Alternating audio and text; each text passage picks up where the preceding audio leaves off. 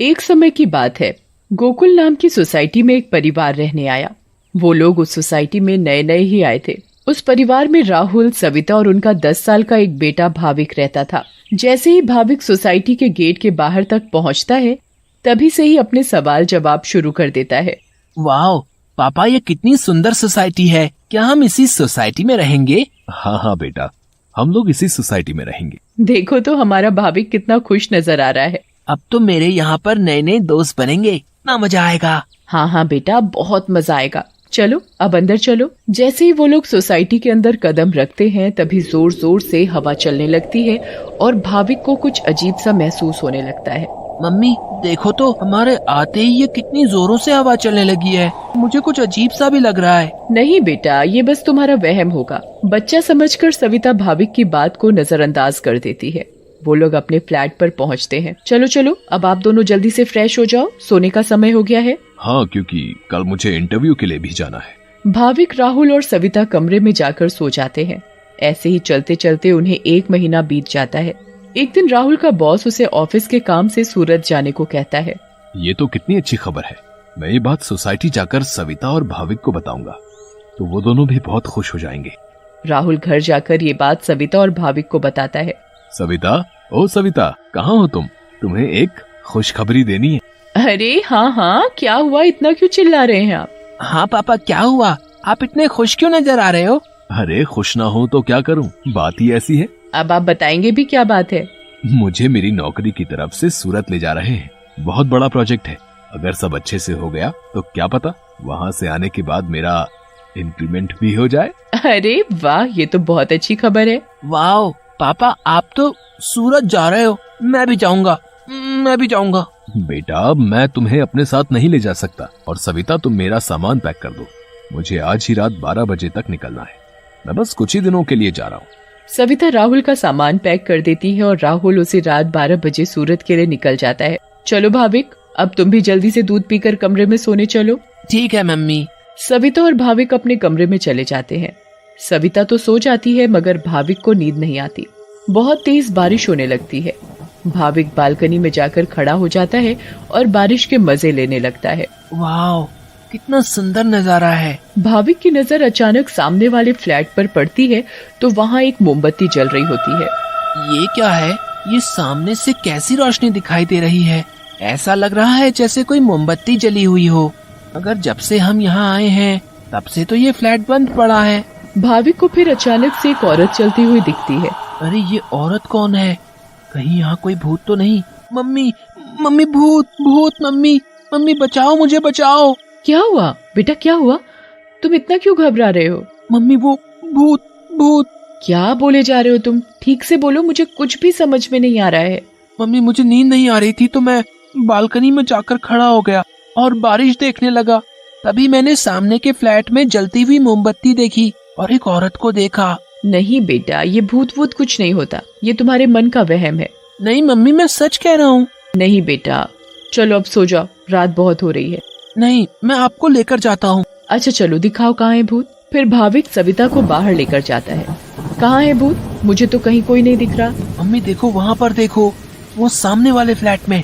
अरे बेटा, कुछ भी नहीं है वहाँ पर। नहीं मम्मी, मैं झूठ नहीं बोल रहा। अच्छा ठीक है ठीक है, चलो अब जल्दी कमरे में जाओ और सो जाओ। फिर वो दोनों कमरे में जाकर सो जाते हैं। भाविक, अब तुम्हें डरने की कोई जरूरत नहीं है। मैं तुम्हारे साथ सो रही हूँ ना, अब तुम आराम से सो जाओ। अगली सुबह भाविक सोसाइटी के दूसरे बच्चों से मिलता है। तुम सबके नाम क्या है? मेरा नाम पिंकू है। मेरा नाम सोनू है। और मेरा नाम गोली है। सारे बच्चे मिलकर पूरा दिन खूब मस्ती करते हैं। फिर रात में सारी औरतें सोसाइटी कंपाउंड में बातें करती हैं। तभी सविता रात की बात सारी औरतों को बताती है। दूसरी ओर भाविक और उसके सारे दोस्त लुका छुपी खेल रहे होते हैं। पिंकू गिनती करना शुरू कर देता है। तभी सारे बच्चे इधर उधर छिप जाते हैं, मगर भाविक खेल खेल में अपने फ्लैट के सामने वाले फ्लैट के दरवाजे तक पहुंच जाता है। उसे ये पता नहीं होता कि ये वही फ्लैट है जिसमें कल रात उसने एक औरत को जलती हुई मोमबत्ती के साथ देखा था। अरे ये दरवाजा तो खुला हुआ है और यहाँ तो कितनी सारी लाइटें हैं। चलो अब मैं जल्दी से इस घर में छिप जाता हूँ ताकि मुझे कोई ढूंढ ही ना पाए। वो जगह ठीक है, मैं उस कमरे में जाकर छिप जाता हूँ। भाविक जैसे ही उस फ्लैट के कमरे की ओर जाने लगता है, वैसे ही बाहर की सारी लाइट्स लुप लुप होने लगती हैं। ये क्या हो रहा है यहाँ पर? अचानक ये लाइटें लुप लुप कैसे होने लगी? भाविक इधर उधर देखने लगता है। तभी भाविक की नजर दरवाजे के ऊपर पड़ती है। दरवाजे के ऊपर क्या लिखा हुआ है? भूत! मम्मी, मम्मी बचाओ बचाओ! भाविक चिल्लाते हुए सोसाइटी कंपाउंड में जा पहुंचता है। अरे, ये आवाज तो भाविक की लग रही है। ये तो भाविक की आवाज है। भाविक की आवाज सुनकर सारी औरतें और आदमी कंपाउंड में जमा हो जाते हैं। तभी वो देखते हैं कि सामने से भाविक भागते भागते चला आ रहा है। मम्मी, मम्मी, वहाँ सच में वहाँ भूत है। क्या हुआ बेटा भाविक? हाँ बेटा, क्या हुआ? तुम इतने घबराए हुए क्यों लग रहे हो? हाँ बेटा, कुछ तो बताओ। कहीं तुमने फिर से सामने वाले फ्लैट में भूत तो नहीं देख लिया? भूत? भूत? कहाँ है भूत? मैं छुपने के लिए एक फ्लैट में चला गया क्योंकि उसका दरवाजा खुला हुआ था। मैंने वहाँ लिखा देखा। क्या लिखा देखा और कहाँ देखा? कि यहाँ से चले जाओ वरना मैं तुम्हें मार दूंगी। चलो बेटा, तुम हमें वहाँ लेकर चलो। हाँ, चलो अंकल, मैं आपको वहाँ लेकर चलता हूँ, आप खुद ही देख लेना। भाविक सभी लोगों को उस फ्लैट में लेकर जाता है। कहाँ लिखा है बेटा? अरे, यहीं तो लिखा था।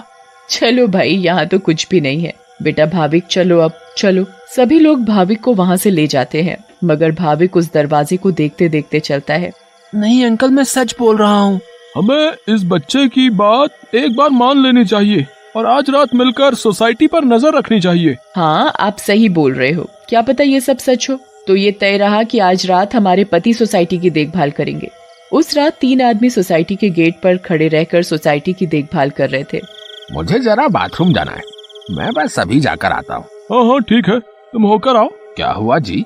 गुड्डू को बहुत डर लग रहा है और वो बोल रही है कि आप ही उसे सुलाएंगे, तो आप जरा ऊपर आकर उसे सुला जाएंगे? ठीक है, अभी आता हूँ। दूसरा आदमी पहले आदमी से बोलता है। मैं जरा अपनी बेटी को सुलाकर आता हूँ, उसे डर लग रहा है। अब सोसाइटी के दरवाजे पर सिर्फ रमेश यानी तीसरा आदमी ही बचता है। कहाँ रह गए ये दोनों? वो आदमी इधर उधर घूमता रहता है और अब उसे भी अकेले डर लगने लगता है। तभी उस आदमी को किसी औरत का साया दिखता है। उसके लंबे खुले हुए बाल और पायल की छम छम आवाज। चुड़ैल, बचाओ बचाओ, चुड़ैल। फिर अचानक वो चुड़ैल उसके सामने आ खड़ी होती है और आदमी बहुत तेज चिल्लाता है और वहीं बेहोश हो जाता है। अरे, ये चिल्लाने की आवाज किसकी आई? हाँ, आवाज तो मुझे भी आई। चलो चलकर देखते हैं। सारे सोसाइटी वाले अपनी बालकनी में आ जाते हैं तो वो क्या देखते हैं कि वहाँ रमेश बेहोश पड़ा हुआ था। ये आवाज कैसी आई थी? फिर सोसाइटी वाले नीचे आ जाते हैं तो वो वहाँ पर रमेश को जमीन पर पड़ा हुआ देखते हैं। सब जल्दी से नीचे आते हैं। सविता और भाविक भी नीचे आ जाते हैं। अरे, कोई इन्हें होश में लाओ। उठिए भाई साहब, उठिए। फिर कुछ ही देर में रमेश को होश आता है और वो सारी बात सोसाइटी वालों को बताता है जो उसके साथ कुछ देर पहले हुई थी। तभी सोसाइटी में अजीब सी आवाजें आने लगती हैं। मम्मी, देखा ना, मैंने बोला था ना कि भूत है। हाँ बेटा, तुम सही कह रहे थे। तभी सोसाइटी के बीचों बीच धुआं उठने लगता है और वहाँ वो चुड़ैल आ जाती है। कौन हो तुम और क्यों हमें इतने दिनों से परेशान किया हुआ है? हाँ, बताओ, क्यों तुमने इतने दिनों से इन लोगों को परेशान किया हुआ है? हम भी तो इसी सोसाइटी में रहते हैं। तुमने कभी हमें तो परेशान नहीं किया, तो इन लोगों को ही क्यों? हाँ, बोलो बोलो। तुम्हारी वजह से मैं कितना डर गई थी। बताती हूँ, सब बताती हूँ। कई सालों पहले जब मेरी शादी हुई तो मैं और मेरे पति रवि सविता के सामने वाले फ्लैट में रहने आए। हम बहुत खुश थे, पर अचानक मेरी माँ की तबीयत खराब होने की वजह से मुझे कुछ दिन के लिए यहाँ से जाना पड़ा। और तभी सविता के फ्लैट में एक बहुत सुंदर लड़की रहने आई। रवि उस लड़की को पसंद करने लगे थे और वो लड़की भी। उस लड़की को ये बात नहीं पता थी कि रवि शादीशुदा है। मैं जब वापस आई और मुझे ये सब पता लगा तो मैंने रवि को समझाने की बहुत कोशिश की, बहुत लड़ाई की, पर वो नहीं माने। रवि मुझे छोड़कर उस लड़की से शादी करना चाहते थे और एक दिन रवि और वो लड़की चुपके से अचानक कहीं चले गए। मैंने उन्हें ढूंढने की बहुत कोशिश की मगर वो मुझे कहीं नहीं मिले। और एक दिन मैंने उन दोनों को बाजार में साथ देखा। उन दोनों ने शादी कर ली थी।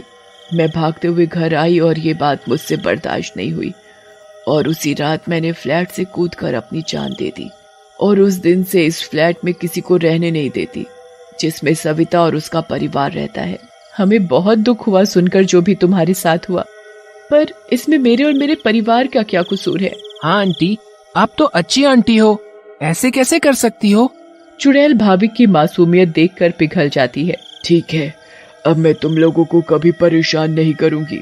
ऐसा कहते ही वो चुड़ैल हवा में गायब हो जाती है और कभी किसी को परेशान नहीं करती।